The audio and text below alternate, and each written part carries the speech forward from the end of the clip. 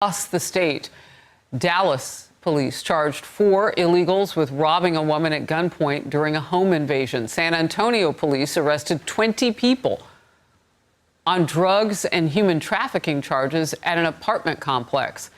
And some are confirmed members of the brutal gang, the Venezuelan gang Tren de Aragua, TDA as they're known.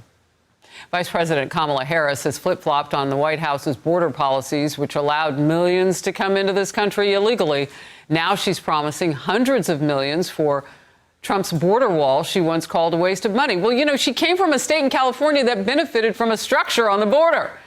It's like she's got her memory back, or not. She wanted to decriminalize illegal crossings and has walked that back now. Her campaign has backed off her previous calls to eliminate Immigrations and Customs Enforcement, or ICE. Texas Congressman Pat Fallon. Kamala Harris wants the American people to forget it was the Biden-Harris administration, but she wants you to forget about the hyphen and the Harris.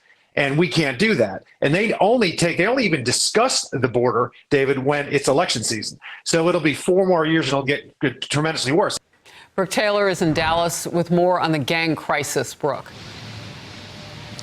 Harris, this recent story out of Dallas is just frightening. This woman was pulling into her garage when she says that 4 men with guns followed her in. They held her at gunpoint, tied her up, threatened her while they ransacked her home. Check out these suspects here, now all arrested and charged with aggravated robbery. Records show all 4 are from Venezuela and have ICE holds.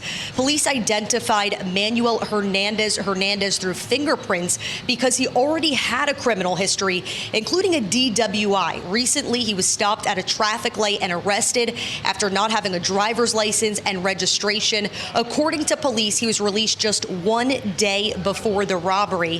He eventually led police to the other 3 suspects, including the so-called ringleader of the group, Wilmer Gonzalez. When police arrested him, it turned into an 8-hour intense standoff at an apartment complex in Irving. I spoke to a lot of neighbors there who said that it was just so unsafe, especially for their young children who live in that community. Neighbors shared videos with me of armed SWAT teams entering his apartment.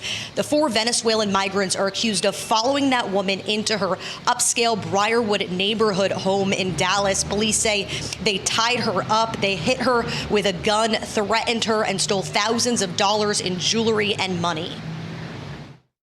We welcome people who are not, who come here legally, but people who are not here illegal or are not coming in legally, we have to wonder about why they were able to get here in the first place and this far north. To me, it is the most important